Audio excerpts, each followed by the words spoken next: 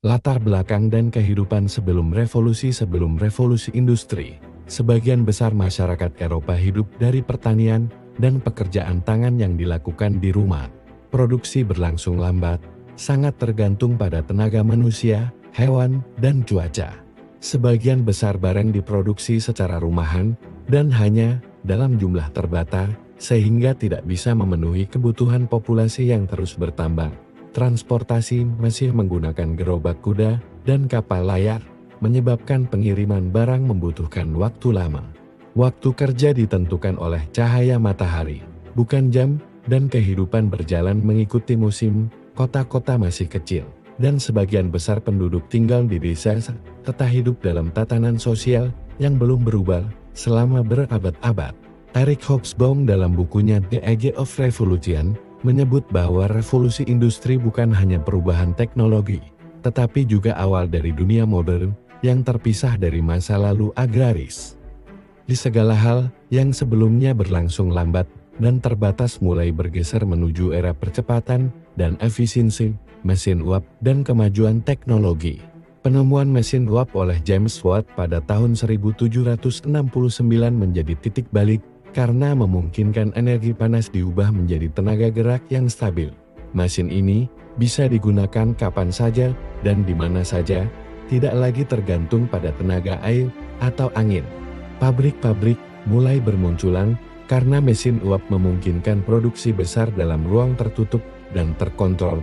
Ini menjadi awal dari sistem kerja baru yang lebih terorganisir dan terpusat di kota-kota. Industri tekstil menjadi sektor pertama yang mengalami revolusi besar, dengan ditemukannya alat seperti spinning jenny, water frame, dan power loom. Barang yang sebelumnya hanya bisa dibuat satu persatu kini bisa diproduksi dalam jumlah ribuan. Robert C. Allen dalam The British Industrial Revolution in Global Perspective menyatakan bahwa kemajuan di bidang tekstil adalah kunci ledakan produktivitas awal revolusi industri. Mesin tidak hanya mempercepat produksi, tetapi juga mengubah struktur ekonomi secara menyeluruh. Selain tekstil, kemajuan terjadi di industri logam, batu bara, dan transportasi, terutama dengan munculnya lokomotif dan kapal uap. Mesin dan teknik produksi baru ini mempercepat pembangunan rel, pabrik, dan pelabuhan di seluruh Inggris, lahirnya sistem pabrik dan kota industri. Karena mesin besar tidak cocok digunakan di rumah, pengusaha membangun pabrik-pabrik yang menampung ratusan pekerja. Ini menciptakan sistem kerja baru di mana buruh harus masuk dan keluar sesuai waktu yang ditentukan, tidak lagi bebas seperti di desa.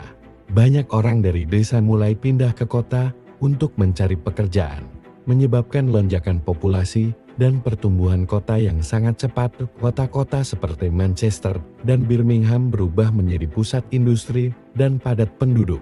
Lingkungan pabrik penuh asap, suara bising, dan ritme kerja yang cepat membuat masyarakat harus beradaptasi dengan pola hidup yang sangat berbeda. Rumah pekerja dibangun berdesakan, tanpa sanitasi yang layak, sehingga wabah penyakit mudah menyebar. Perempuan dan anak-anak juga ikut bekerja, karena dianggap lebih murah dan patuh, meski harus bekerja 12-16 jam dalam kondisi berat. Karl Marx dalam Das Kapital menyebut fenomena ini sebagai bentuk eksploitasi tenaga kerja demi akumulasi modal. Para pemilik pabrik menjadi kaya dan berkuasa, sementara buruh hidup dalam kondisi sulit dengan upah rendah dan hampir tanpa perlindungan hukum. Struktur sosial mulai terbagi tajam antara kelas buruh dan kelas pemilik modal. Dampak sosial, ekonomi, dan lingkungan. Revolusi ini membawa dampak besar dalam kehidupan sosial karena mengubah struktur keluarga, jam kerja, dan gaya hidup. Orang tidak lagi bekerja bersama keluarga di rumah, melainkan di bawah pengawasan atasan di pabrik. Jam kerja kaku dan tekanan produksi menyebabkan kelelahan fisik dan mental yang berat bagi para pekerja. Sistem shift membuat waktu istirahat dan kebersamaan keluarga jadi berkurang drastis. Selain masalah sosial, lingkungan juga rusak akibat pembakaran batu bara dan pembuangan limbah industri ke sungai dan udara. J.R. Geniel dalam Something New Under the Sun menggambarkan revolusi industri sebagai awal dari krisis lingkungan skala besar pertama dalam sejarah umat manusia. Pencemaran menyebabkan kota menjadi gelap, udara beracun, dan air minum tercemar, memicu berbagai penyakit kronis. Kondisi ini menunjukkan bahwa kemajuan teknologi tidak selalu sejalan dengan kualitas hidup manusia. Namun, tekanan sosial yang meningkat melahirkan kesadaran baru tentang hak-hak pekerja dan pentingnya perlindungan hukum. Pemerintah mulai mengeluarkan undang-undang seperti Factory Act untuk membatasi jam kerja anak dan meningkatkan standar keselamatan kerja, warisan dan pengaruh jangka panjang. Revolusi industri pertama menciptakan fondasi bagi dunia modern, termasuk lahirnya sistem produksi massal dan pemikiran ekonomi berbasis efisiensi. Adam Smith dalam The Wealth of Nations menyeruti pentingnya spesialisasi dan pembagian kerja dalam menciptakan produktivitas tinggi. Barang-barang seperti pakaian, alat rumah tangga, dan makanan olahan menjadi lebih murah dan mudah dijangkau masyarakat luas. Produksi tidak lagi terbatas untuk kalangan atas, melainkan mulai memenuhi kebutuhan semua kelas sosial. Negara-negara industri seperti Inggris memperluas wilayah koloninya demi mendapatkan bahan mentah dan pasar baru. Bahan seperti kapas dari India, gula dari Karibia, dan rempah dari Asia menjadi pemasok utama mesin-mesin industri di Eropa.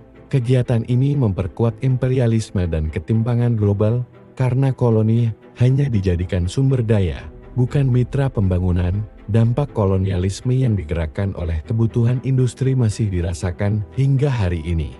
Warisan lain adalah berkembangnya pendidikan teknik, universitas riset, dan munculnya kelas menengah perkotaan. Revolusi ini mendorong lahirnya budaya inovasi dan memperkenalkan masyarakat pada ide kemajuan yang terus berlanjut. David Landes dalam The Wealth and Poverty of Nations menyebut revolusi industri sebagai mesin utama yang menggerakkan pertumbuhan jangka panjang dunia modern. Dunia berubah selamanya sejak manusia mulai menggantikan otot dengan mesin dan tenaga alam dengan ilmu pengetahuan.